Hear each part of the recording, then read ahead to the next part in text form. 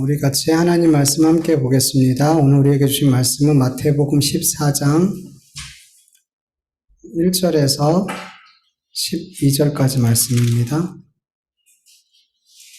마태복음 14장 1절에서 12절까지 말씀 교독합니다. 제가 먼저 읽습니다.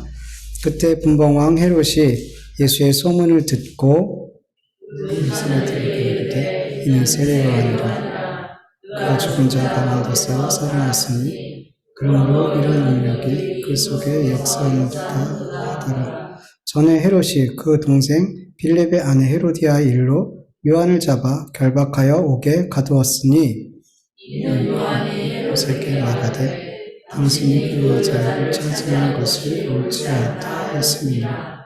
헤롯이 요한을 죽이려 하되 무리가 그를 선지자로 여김으로 그를 두려워하니 아침에 되어 그들이 양식 가운데 춤을 추어 헤롯을 기쁘게 하니 헤롯이 맹세로 그에게 무엇이든지 달라는 대로 주겠다고 약속하거늘 그가 제 어머니의 시킴을 듣고 이르되 새 요한의 머리를 소관에 얹어 여기서 내게 주소서 하니 왕이 근심하나 자기가 맹세한 것과 그와 함께 앉은 사람들 때문에 주라 명하고 사람을 보내어 거기서 요한의 목을 베어 그 머리를 소반에 얹어서 그 소녀에게 주니 그가 자기 어머니에게로 가져가니라. 요한의 제자들이 와서 시체를 가져다가 장사하고 가서 예수께 아뢰니라. 아멘. 오늘 본문을 보면 분봉왕 헤롯이 예수님에 대한 소문을 이제 듣게 되었어요. 그 전에도 들었겠지만 이때는 아마 아주 주의 깊게 이 예수님에 대한 소문을 들었던 것 같아요. 주의 깊게 들었던 것 같아요. 예수님에 대한 소문을 듣게 되었을 때 헤롯의 반응이 어땠어요? 그는 신하들에게 이렇게 말하죠. 이는 세례 요한이다. 그가 죽은 자 가운데서 살아났으니 그러므로 이런 능력이 그 속에 역사하는도다. 이렇게 이야기했어요. 여러분, 헤롯은 예수님을 부활한 세례 요한으로 단정지었어요. 네. 헤롯은 예수님의 이 소문을 듣고 그 예수님의 모습에서 세례 요한의 능력을 보았어요. 근데 여러분, 우리가 알다시피 세례 요한이 사역하는 동안 능력이나 어떤 기적을 행하는 것을 성경에서 본 적이 있나요? 세례 요한이 병을 고치거나 죽은 자를 살리거나 귀신을 쫓아내거나 그런 적 한 번도 없어요. 그는 광야에서 그저 외치는 자의 소리가 돼서 메시아의 길을 준비했어요. 회개하라 천국이 가까웠다 외치면서 자기에게 나온 자들에게 회개의 세례를 베풀었어요. 그리고 이스라엘 백성들의 그 잘못된 신앙의 삶에 대해서 낱낱이 이렇게 드러내는 그런 일들을 했을 뿐이에요. 예수님처럼 병든 자를 고치고 죽은 자를 살리고 귀신을 쫓아내고 이런 사역을, 그런 능력을, 그런 기적을 한 번도 행하지 않았단 말이에요. 그럼에도 헤롯은 예수님 속에 세례 요한의 능력이 역사하고 있다 이렇게 확신했어요. 여러분, 분명 세례 요한은 예수님과 같은 놀라운 기적과 능력을 행하지 않았어요. 그러나 그는 하나님의 말씀으로 이스라엘 백성들의 죄악을 드러내고 그들을 회개의 자리로 이끌어냈단 말이에요. 마태복음 3장 5절에서 6절 보면 이때 예루살렘과 온 유대와 요단강 사방에서 다 그에게 나와 자기의 죄를 자복하고 요단강에서 그에게 세례를 받더니 그는 이렇게 완악한 이스라엘 백성들의 마음에 회개의 심령을, 회개할 수 있는, 자복할 수 있는 마음을 불어넣고 그들이 그렇게 회개하고 세례를 받으러 나오게 만들었더라는 거죠. 마가복음 6장에 보면요, 헤롯 역시도 세례 요한의 말을 들을 때에 크게 번민하면서도 달갑게 들었다라고 성경 기록하고 있어요. 헤롯은 요한의 어떤 능력과 기적을 보지 못했지만 그가 책망하는 그 말을 들을 때 어떤 기적과 능력을 보고 경험하는 것보다 그 마음에 더 큰 요동함이 있었단 말이에요. 그 마음이 기적을 보는 것보다 그의 책망을 들을 때 마음이 막 요동쳤단 말이에요. 그래서 헤롯은 요한을 의로운 자로 거룩한 자로 여겼고 그를 두려워했고 더 나아가서 그를 죽이려고 하는 자들을 보호했어요. 마태복음에는 헤롯이 죽이려고 했다고 나오잖아요. 헤롯이 그 세례 요한을 죽이려 했다 이렇게 마태복음은 나오잖아요. 근데 뒤에 보면은 헤롯을 죽여야 되는 상황에서 어떻게 했어요? 근심했다 그랬죠. 그러니까 헤롯이 죽이고 싶어 했던 게 아니라 누가 죽이고 싶어 했던 거예요, 사실은. 그의 아내가 죽이고 싶어 했던 거예요. 근데 부분 하나니까. 그리고 결국에는 헤롯이 죽였기 때문에 이렇게 기록을 한 거예요. 헤롯은 마가복음에 보면은 세례 요한을 한번 볼까요? 마가복음 6장 20절에 보면 헤롯이 요한을 의롭고 거룩한 사람으로 알고 두려워하여 보호하며 또 그의 말을 들을 때 크게 번민을 하면서도 달갑게 들었습니다. 네, 세례 요한에 대해 그는 두려운 마음도 있었고요. 그를 어떻게 해서든 그를 죽이려고 하는 자들에게 보호하려고 했단 말이에요. 되게 긍정적이고 호의적이었단 말이에요, 헤롯은. 헤롯이 예수님에 대한 소문을 듣고 예수님 안에 죽은 세례 요한의 능력이 역사하고 있다고 확신한 것은 예수님의 기적과 어떤 놀라운 능력을 행했다는 그런 소문을 들었기 때문이 아니라 예수님에게서 세례 요한과 같은 의로움과 거룩함을 발견했기 때문이에요. 그 의로움과 거룩함을 보고 그 세례 요한의 능력이 예수 안에서 역사하고 있구나 이렇게 판단했던 거죠. 여러분, 세례 요한의 능력은 어떤 기적을 행하는 것이 아니라 뭐였어요? 하나님의 말씀을 전하고 그 말씀에 순종하는 삶을 살았던 거예요. 그게 그의 능력이었단 말이에요. 그에 주어진 그 사명을 잘 감당하는 것, 그게 전부였어요. 근데 다른 사람들 눈에는, 또 헤롯의 눈에는 그게 어떻게 보여요? 능력으로 보이더라는 거예요. 능력으로. 여러분, 이 땅에서 그리스도인들이 어떤 놀라운 기적과 능력을 보여줘야만 믿지 않는 사람들이 하나님의 살아계심을 경험하는 것은 아니에요. 네. 그리스도인들이 이 땅에서 아무런 기적과 능력을 세상 사람들에게 보여주지 않는다 할지라도 우리 그리스도인들이 세상 사람들과 다른 삶의 방법과 세상 사람들과 다른 삶의 목적과 가치를 붙들고 살아가면 그게 누구로부터 와요? 하나님의 말씀으로부터. 하나님의 말씀으로부터 오는 그 삶의 방식, 그 목적, 그 가치를 따라서 살아가게 될 때 세상 사람들은 우리 그리스도 안에서 하나님의 살아계심을 발견하게 되는 거예요. 우리 그리스도인의 삶에 그들이 부인할 수 없는 크고 놀라운 능력이 나타나고 있다는 것을 그들은 보게 된단 말이에요. 예. 그 우리의 거룩하고 구별되고 의로운 삶 속에서. 예. 여러분, 믿지 않는 사람들에게 뭔가 대단한 것을 보여줌으로 하나님의 살아계시고 역사하심을 나타내고 싶을 때도 있어요. 우리 마음속에. 한번 보여주고 싶은 막 그런 마음이 있어요.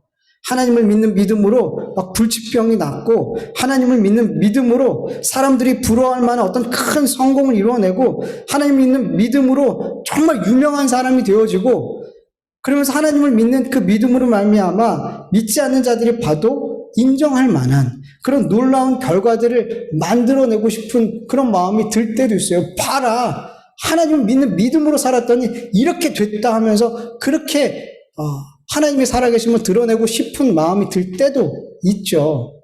그런데 여러분, 진짜 하나님의 살아계심과 역사하심을 가장 분명하게 드러내는 것은 믿음으로 이 세상 사람들이 인정할 만한 놀라운 결과를 만들어내는 것이 아니라 하나님의 말씀에 순종하여 내 삶의 거룩함과 내 삶의 의로운 삶이 나타나는 거예요. 그것이 능력이에요. 여러분, 그것이 능력이에요. 네. 하나님의 말씀에 순종하는 그 삶이 어떤 성공과 어떤 기적과 능력보다 큰 능력이라는 걸 여러분 믿으시길 축원합니다. 그게 세례 요한의 삶이었어요. 하나님의 말씀에 순종해서 광야에 외치는 거예요. 그들의 죄악을 낱낱이 드러내라. 그럼 드러내는 거예요. 하나님의 말씀에 순종하며 하나님의 뜻대로 살았던 그 삶을 보면서 사람들은 의롭고 거룩함을 보게 되었고 그곳에서 하나님의 살아계심과 능력을 발견하게 됐더라는 거예요. 예. 여러분, 하나님의 말씀에 순종한다는 것은 그 전능하신 하나님의 말씀이 나를 통해서 이 땅에 임하게 되는 거예요. 여러분, 놀라운 기적이에요, 여러분, 이거는. 하나님의 말씀이 나를 통해서 이 땅에 임한다고 생각해 보세요. 여러분, 이거 정말 놀라운 일이란 말이에요. 정말 놀라운 일이에요. 곰곰이 생각해 보세요. 어떻게 그 전능하신 하나님의 말씀이 나라는 존재를 통해서 이 땅에 이루어지지? 놀라운 거예요. 놀라운 거예요. 근데 여러분, 헤롯은 왜 예수님에 대한 소문을 듣게 됐을 때 분명 예수님 안에서도 의로움과 거룩함이 발견되어졌어요. 그럼 와, 세례요한과 참 비슷한 사람이다 이렇게 말할 수도 있을 텐데 왜 죽은 세례요한이 부활했다라고 생각할까요? 굳이 그렇게까지 생각을 하는 걸까요?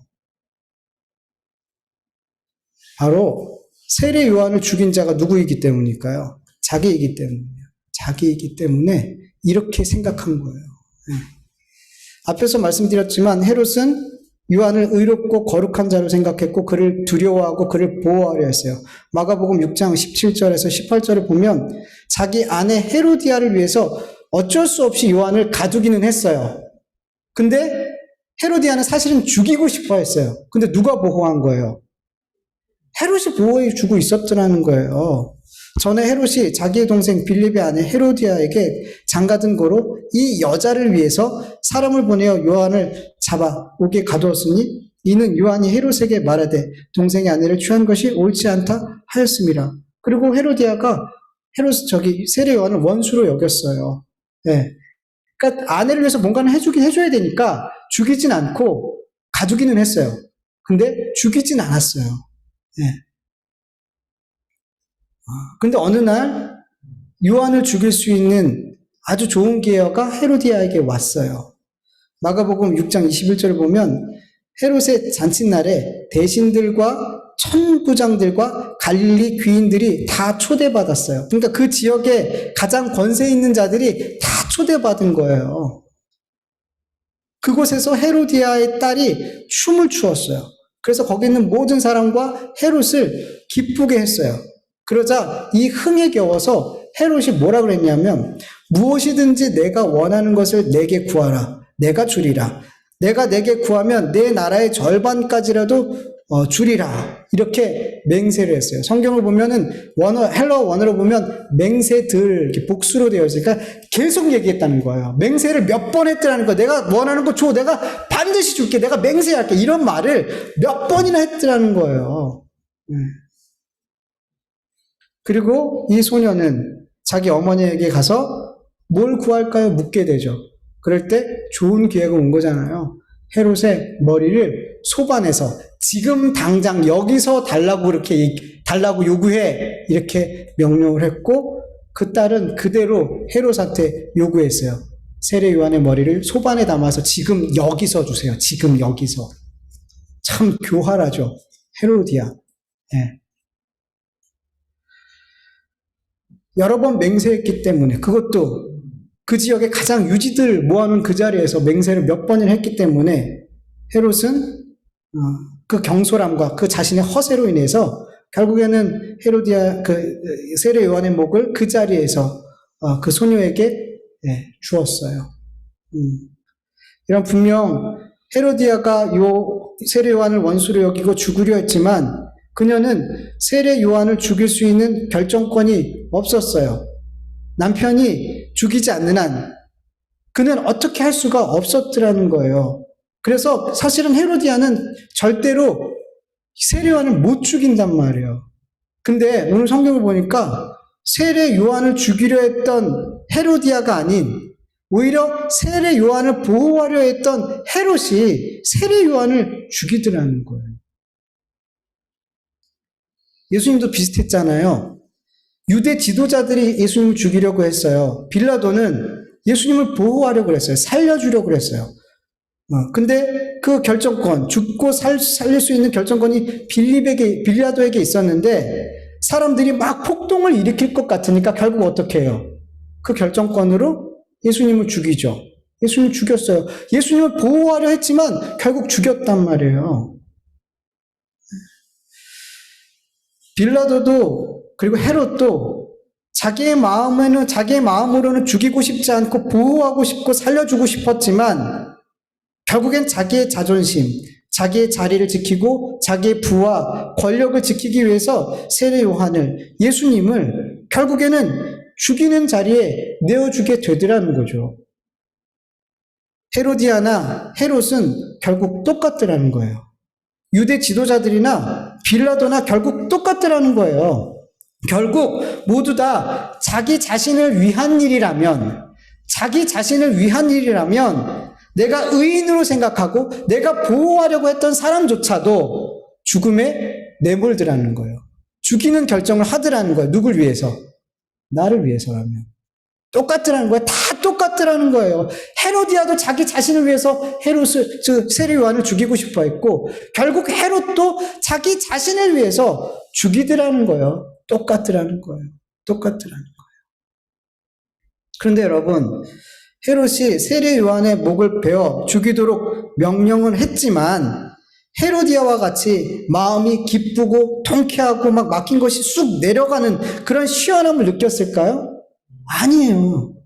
오히려 자기 그 경솔한 말과 결정과 행동으로 인해서 이런 결과가 온 것에 대해서 후회하고 마음이 괴로웠을 거예요. 헤로디아의 딸이 세례 요한의 머리를 담아달라고 했을 때 오늘 본문을 보면은 그 소원을 듣고 근심했다 그러죠. 근데 마가복음에 보면은 심히 근심했다 이렇게 기록하고 있어요. 이거를 헬라어 원어로 보면 극도로 괴로움을 당하는, 크게 슬퍼하는 이라는 의미예요. 그러니까 이 결정을 내리기 전에 그는 극도로 괴로움을 당했어요. 아주 큰 슬픔을 느끼고 있었더라는 거예요. 그의 감정 상태가. 그러니까 흔쾌히 내준 게 아니란 말이에요. 자기에게 유일하게 쓴소리를 해주었던 사람이고 이 쓴소리를 들었지만 달게 들었단 말이에요. 그리고 자기가 유일하게 의인이라고 거룩한 자라고 인정한 사람이었기 때문에 쉽게 결정할 수 있는 문제가 아니었더라는 거죠. 근데 자기가 한 맹세와 그리고 그 지역에 있는 권력자들 앞에서 자기의 체면과 자존심과 명예 같은 실없는 사람이 되지 않기 위해서 어떻게 했어요? 결국 자기를 위해서 내줘야만 됐단 말이죠. 그런데 자신이 보호하고 싶었던, 자기가 정말로 마음속으로는 좋아했던 그 사람을 자기의 손으로 죽였을 때 여러분 그 마음이 어떻겠냔 말이에요. 많이 슬펐을 거라는 거죠. 정말 후회가 되고 자책이 됐을 거라는 거죠. 그런 가운데 예수님에 대한 소문을 듣게 되자 자신이 죽인 세례 요한을 보는 것 같았어요. 마치 죽은 세례 요한의 능력이 예수님이라는 그 사람 안에서 막 역사하고 있는 것처럼 느껴졌단 말이에요. 그리고 나서 저 사람은 세례 요한이야 라고 확신하게 돼버렸어요. 여러분, 이렇게 예수님이 죽은 세례 요한이 살아난 것이라고 확정 지으며 얘기했던 중요한 이유는 그의 잘못된 말과 잘못된 행동으로 인해서 의롭고 거룩한 세례 요한을 자신의 손으로 이렇게 죽여야만 되는 잘못된 선택에서 나온 이 죄책감, 이 자책감이 그렇게 예수를 보게 만든 거예요. 그렇게 세례 요한이 살아나서 저 예수라는 사람 안에서 역사하고 그 예수라는 사람에서 살게 된다면, 그렇게 부활하게 됐다면 그 마음 좀 어떻겠어요? 그 미안한 마음이, 그 자책하는 마음이 덜 하게 될 거 아니에요. 그러니까 자기가 좋아하는 사람을, 때로 어떻게 보면 존경하는 그 사람을 자기가 죽였는데 그 사람이 마치 살아난 것 같은 거예요. 그렇게 생각하면은 그 마음에 그 큰 죄책감과 그 자책하는 마음이 좀 덜어지잖아요. 그래서 그렇게 예수님을 죽은 세례 요한이 부활했다라고 생각하고 싶었던 거죠. 이렇게. 근데 그런 헤롯의 바램과 같이 예수님은 자신이 죽였던 그 세례 요한의 부활한 것이 아니었죠. 아니었어요. 예수님은 예수님이고 헤롯은 세례 요한은 세례 요한이에요. 헤롯이 예수님을 예수님으로 바라보지 못한 결정적인 이유는 자기 명예와 자기의 자리와 자기의 어떤 자존심을 지키기 위해서 세례 요한을 죽이는데 내어준 그 잘못된 결정, 그 잘못된 그 죄, 그것으로 말미암아 그는 예수님을 예수님으로 보지 못하게 됐어요. 그리고 자신의 그 자책감과 그 죄책감, 여기서 벗어나려는 방식이 잘못됐기 때문에 예수님을 예수님으로 보지 못하게 된 거예요. 네. 그가 만약에 자기 자신을 위해서 그런 잘못된 결정을 내리지 않았더라면, 그리고 혹 그런 죄를 저질렀다 할지라도 그 죄책감을 바르게 해결할 수 있었더라면 그는 최소한 예수님을 부활한 세례 요한으로 보지 않았을 거란 말이에요. 여러분, 우리도 마찬가지예요. 우리가 예수님을 예수님으로 보지 못하는 이유 중에 하나가 뭐냐면 우리의 죄악된 마음에서 나오는 욕심들, 탐심들, 이기심, 육신의 정욕들을 육신의 정욕을 따라서 어떤 잘못된 결정들을 해요. 우리의 속에서 나오는 죄악들로 잘못된 결정들을 해요. 그리고 이 잘못된 결정들을 예수님께서 도와주시고 형통하게 하시고 성취하게 해줬으면 하는 바람을 갖게 되더라는 거예요. 내가 어떤 잘못된 결정을 했어요. 내 욕심을 따라서. 그리고 이 욕심을 따라 결정한 이런 결정들에 대해서 예수님이 잘 해결해 주셨으면, 도와주셨으면, 형통해 주셨으면, 이렇게 생각하면서 성경에서 말씀하고 있는 예수님과 전혀 다른 예수님의 모습을 만들고 그 예수님을 믿고 싶어 하더라는 거예요. 네. 근데 여러분, 성경에서는 이런 예수님은 나오지 않아요. 내 육신을 따라서 결정한 그 결정들을 도와주시고 형통케 하시고 잘되게 하시는 그런 예수님은 성경 어디에도 나오지 않는단 말이에요. 근데 그런 예수님으로 만들어 내더라는 거예요. 우리의 죄악된 마음이. 내가 잘못된 선택한 그 것들을 성취하기 위해서, 그런 것을 이루기 위해서 그런 예수님을 만들어 놓고 그런 예수님을 믿더라는 거예요. 그러니까 예수님이 예수님으로 보이지가 않는 거예요. 왜곡된 예수님을 보고 있더라는 거죠. 네. 그런 예수님은 없어요, 여러분. 그런 예수님은 없어요. 그리고 우리의 죄악된 마음에서 나오는 잘못된 결정들로 주님께 죄를 지었을 때, 여러분, 그 잘못된 그 결정들이 내 육신의 정욕을 따른 잘못된 결정이었구나라고 깨닫게 되었을 때, 여러분, 이 죄를 해결하는 이걸 어떻게 해결하느냐도 참 중요해요.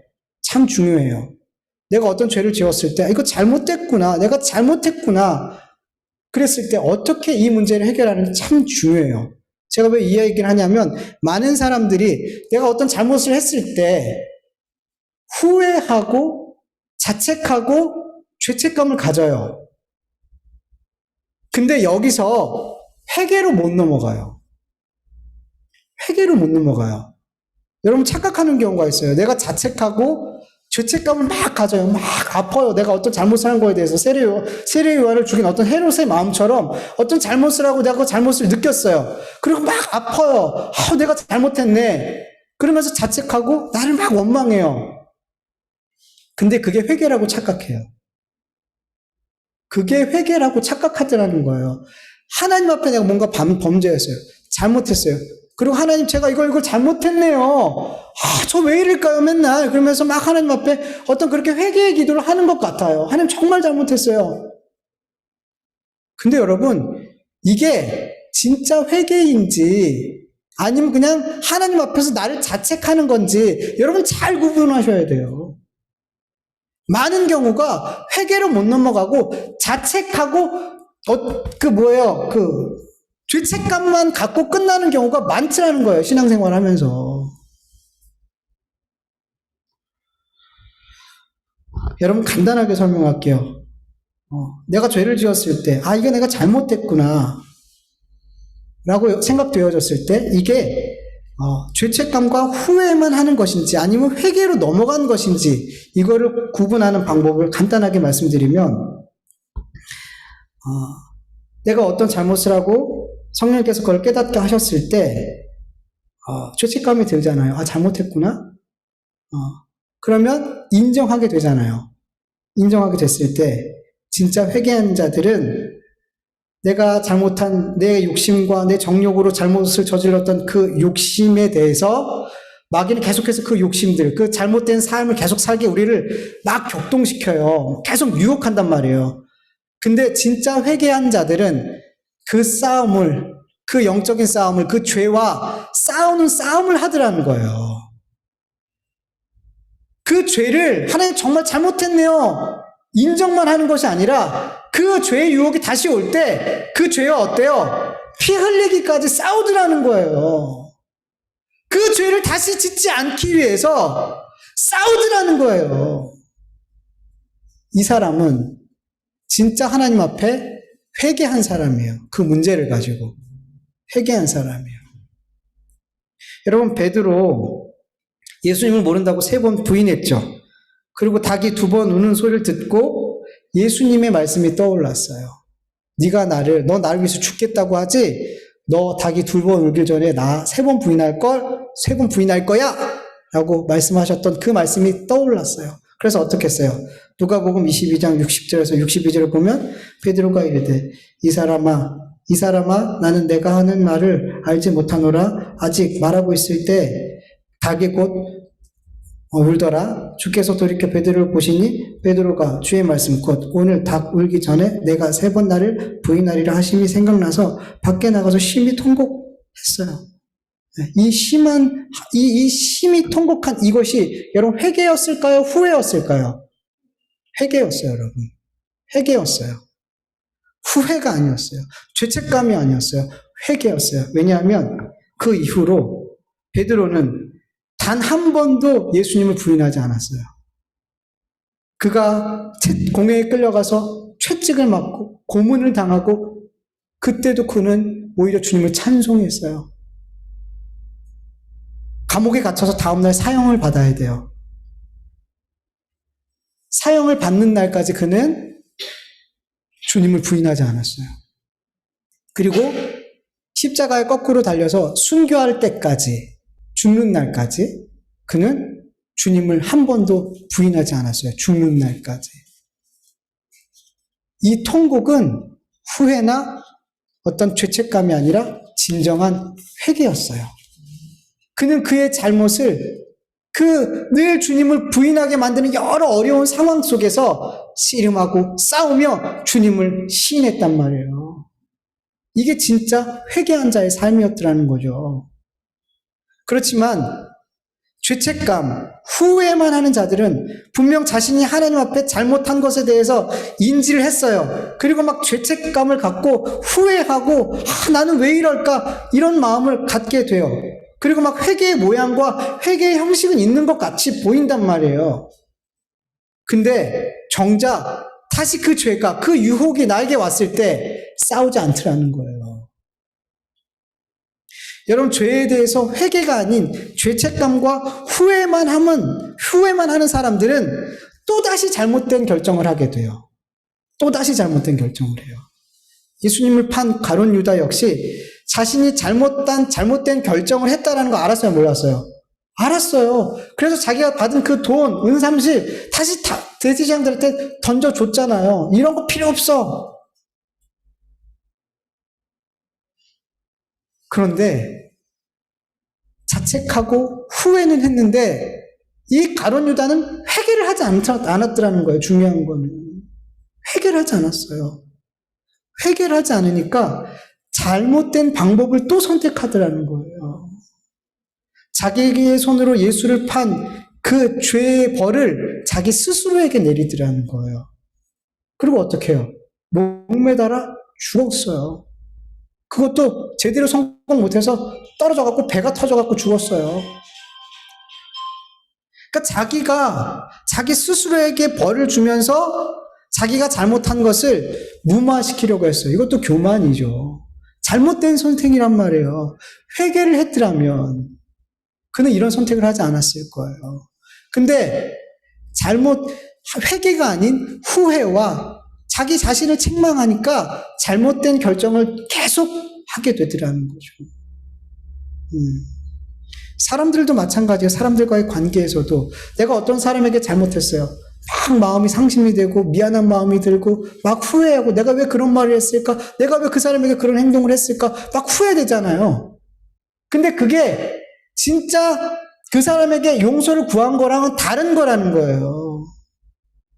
내가 그런 마음을 가졌다고 내가 그 사람에게 용서를 구한 건 아니잖아요. 그냥 나 혼자 그렇게 죄책감을 갖고 있는 거예요. 아니란 말이에요. 정말 그 사람에게 용서를 구해야지 그게 정말 그 사람에 대해서 해야 할 일을 한 거란 말이에요. 자책하고 후회한다고 그 사람에게 뭔가 해준 게 아니란 말이에요. 아무것도 한 거 아니란 말이에요.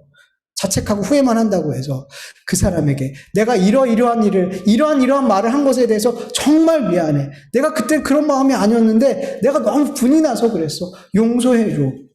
그래야지 그 사람한테 정말 잘못을 구한 거잖아요. 아무리 자책해 보세요. 아무리 후회해 보세요. 아무런 소용이 없단 말이에요. 여러분, 우리가 죄인이기 때문에 우리의 육신의 정욕을 따라서 잘못된 말을 할 수 있고 행동을 할 수 있고 결정을 할 수 있어요. 그러나 내 말과 행동과 결정들이 하나님 앞에 그리고 다른 누군가에게 죄라는 것이 깨달아졌다면 우리는 자책과 후회와 책망감에 머물러 있으면 안 돼요. 그건 아무것도 아닌 거예요. 아무것도 아닌 거예요, 그거는. 그냥 나만 괴롭히는 거예요. 상대방의 상처는 그대로 두고 나도 괴롭히고 죄책감 이걸 그대로 놔버려 두면 모두가 상처가 되는 거예요. 사람에게도. 그래서 어떻게 해야 돼요? 반드시 회개의 자리로 나아가야 되는 거예요. 용서를 구하는 자리로 나아가야 되는 거예요. 그렇지 않으면 우린 계속해서 반복해서 나쁜 결정들을 하게 돼요. 나쁜 결정들을.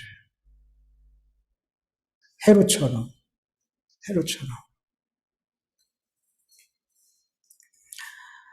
여러분, 자책과 후회와 죄책감에 머물러 있지 않고 회개와 용서를 구하는 자리로 나아갈 수 있기를 축원합니다.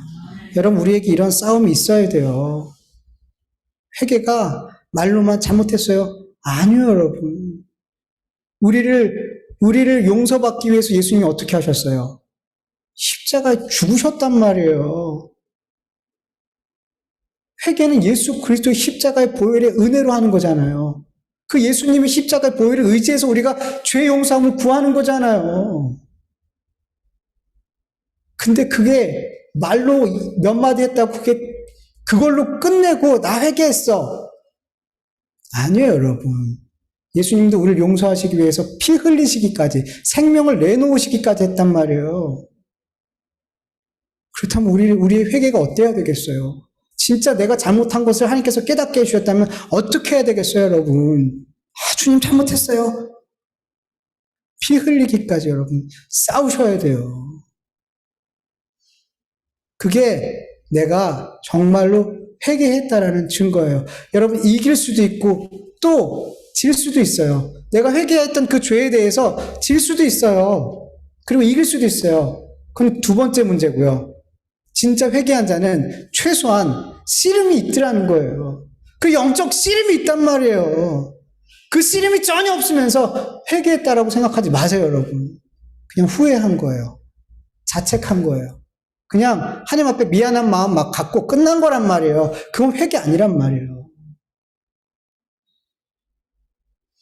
싸우세요, 여러분. 싸우셔야 돼요. 그게 진짜 회개한 거예요, 여러분. 지고 이기는 건 두 번째예요, 여러분. 두 번째 문제예요. 여러분, 본문 10절에서 11절을 보면 세례 요한이 어떻게 그 짧았던 육신의 삶을 끝맺게 됐는지 볼 수 있죠. 여러분, 세례 요한은 예수님보다 6개월 먼저 태어났어요. 세례 요한이 죽었을 때 겨우 30대 초반이었어요. 유언이보다도 어린 나이에 그런 사역들을 감당하다가 그렇게 죽은 거죠.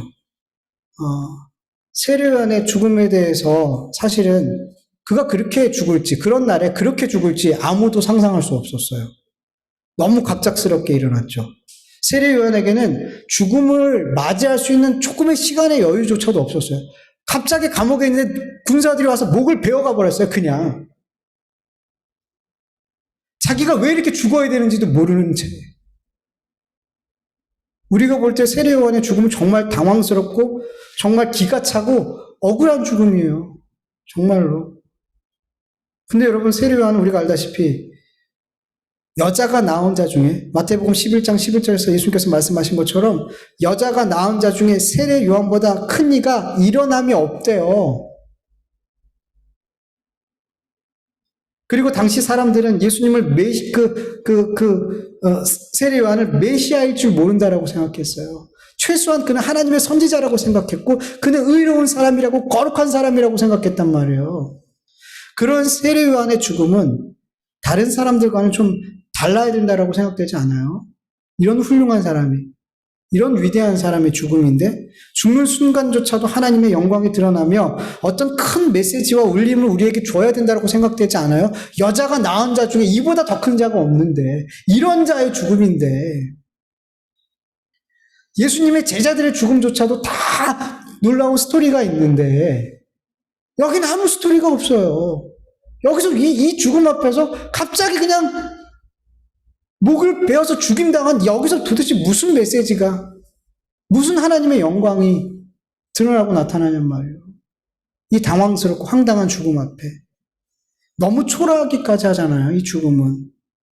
헤롯 왕의 이 잔치 가운데 모인 그 사람들을 더 흥분하게 만들고 더 재미있게 만들어주는 소품이 됐단 말이에요. 세례 요한의 죽음은 그 정도밖에 안 됐단 말이에요. 여자가 낳은 자 중에 가장 위대한 자가 이런 죽음으로 끝났단 말이에요. 여러분, 하나님은 왜 세례 요한에게 이런 죽음을 허락하실 걸까요? 이렇게 초라하고 너무 보잘것없는 죽음으로 끝나게 하신 걸까요, 여러분? 우리는 이 세례 요한의 죽음에서 한 가지만은 꼭 기억했으면 좋겠어요. 여러분, 그리스도인은 어떠한 죽음으로 죽는 것보다 어떻게 살았느냐가 더 중요해요, 여러분. 어떻게 죽느냐보다 어떻게 사느냐가 더 중요하다고요, 여러분. 훨씬 더 중요하다고요. 그리스도인들은 육신의 죽음을 맞이하기 전에 살아있을 때 이미 죽음을 경험한 자들이에요. 그리스도인들은. 죽기 전에 이미 죽음을 경험한 자들이 그리스도인이라고요. 아니, 날마다 죽음을 경험하는 사람들이, 날마다 죽음을 경험하면서 사는 자들이 그리스도인이래요. 고린도전서 15장 31절 세번역으로 보면 형제자매 여러분, 나는 감히 단언합니다. 나는 날마다 죽습니다. 이것은 우리 주 예수 그리스도께서 여러분에게 하신 그 일로 내가 여러분을 자랑스럽게 여기는 것만큼이나 확실한 것입니다. 나는 날마다 죽습니다. 날마다 죽습니다. 여러분, 우리 그리스도인들은 나를 날마다 부인하는 삶, 나를 죽여야지 부인이 돼요. 나를 죽이지 않으면 나는 부인이 안 된단 말이에요. 나를 부인하는 삶. 예수님이 자기가 원치 않았지만 하나님 주신 그 잔을 받아 마시고 십자가를 진 것처럼 우리가 원치 않지만 예수님이 주신 그 십자가를 치고 가는 삶을 살아야 되잖아요. 이게 죽는 삶이란 말이에요. 매일매일 죽는 삶이란 말이에요. 예수 그리스도 안에서 날마다 죽는 삶을 살아가는 자들은 이미 순교의 삶을 살아가고 있는 거예요. 우리가 생각하는 그 순교가 아니에요. 주를 위해서 날마다 죽는 삶도 순교예요. 여러분, 우리가 생각하는 그 순교도 우리의 의지로 할 수 있어요? 아니에요. 순교도 주님이 은혜를 주셔야지 순교할 수 있는 거예요. 그 사람이 뭐가 대단한 의지가 있고 대단한 사람이라서 순교한 게 아니라니까요, 여러분. 순교할 수 있는 주님이 은혜를 주셨기 때문에 그 그 사람은 그 자리에서 순교할 수 있는 거예요. 사람을 보지 마세요. 하나님이 그렇게 하게 하신 거란 말이죠. 그리고 여러분, 이렇게 날마다 나를 부인하고 나에게 주신 십자가를 지고 가는 것도 우리의 의지와 힘으로 할 수 있어요, 없어요? 못해요. 이것도 주님의 은혜가 있어야지 나를 부인하고 십자가를 지는 삶을 살 수 있어요. 모두 다 주님의 은혜로 할 수 있는 순교예요. 모두 다. 이렇게 날마다 주님의 은혜로 나를 죽이는 사람, 이 삶을 살아가는 사람들은 어떻게 죽음을 맞이하느냐, 어떠한 죽음을 맞이하느냐는 그렇게 큰 의미가 없어요. 이미 그 삶은 하나님 앞에 순교의 삶으로 받아들여졌기 때문이에요. 어떻게 죽는 게 문제가 아니란 말이에요. 여러분, 예수님을 믿는 믿음을 지키다가 순교하여 죽는 것과 주님을 믿는 믿음으로 살다가 평안히 잠자는 것처럼 죽는 것, 여러분 어떤 죽음을 원하세요? 다 후자를 원하겠죠. 누가 그렇게 힘들게 죽고 싶겠어요. 그런데 여러분, 우리가 어떠한 죽음을 원하든 우리가 언제 어떠한 죽음으로 죽게 될지 아는 사람 있으면 손 한번 들어보세요. 아무도 없죠. 언제 죽을지, 어떠한 죽음으로 죽을지 여러분, 그것을 누가 작정하셨어요? 하나님께서 각 개인마다 어떠한 때에 어떠한 죽음으로 죽게 될지 하나님의 작정 안에 있단 말이에요. 우리가 어떠한 죽음을 죽고 싶고 원하든 그건 상관이 없어요. 그래서 우리 그리스도인들에게는 오늘 허락한 그 삶 속에서 오늘 죽는 삶이 너무 중요한 거예요. 어떻게 내가 죽음을 맞이해야지? 어떻게 순교? 아니요. 오늘 나에게 주신 시간 속에서 오늘 나를 부인하고 십자가를 지는, 나를 죽이는 그 순교의 삶을 사는 것, 그게 우리 그리스도인에게는 가장 중요한 거예요. 언제 죽을까? 어떠한 모습으로 죽을까? 여러분, 뭐 그게 그렇게 걱정스러워요? 걱정할 일이 아니란 말이에요. 오늘 우리에게 주신 오늘 죽을 수 있는 순교의 삶을 살 수 있는 우리가 되기를 간절히 축원합니다. 네, 주신 말씀 생각하면서 잠깐 기도하죠.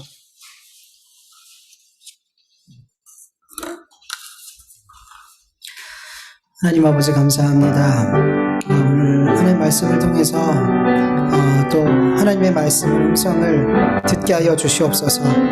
세례 요한의 죽음 그리고 세례 요한을 죽인 이 헤롯의 이야기를 통해서 아버지 하나님께서 우리에게 들려주시고자 하는 그 말씀이 무엇인지를 단 한 가지라도 우리의 마음에 잘 깨달아 알 수 있도록 하나님 도와주시옵소서. 하나님, 우리가 정말 하나님 앞에 회개의 삶을 살고 있는지 후회만 하고 자책만 하고 하나님 앞에 미안하고 죄송한 마음만 갖고 살아가는지 아버지 분명하게 구분할 수 있도록 도와주시옵소서.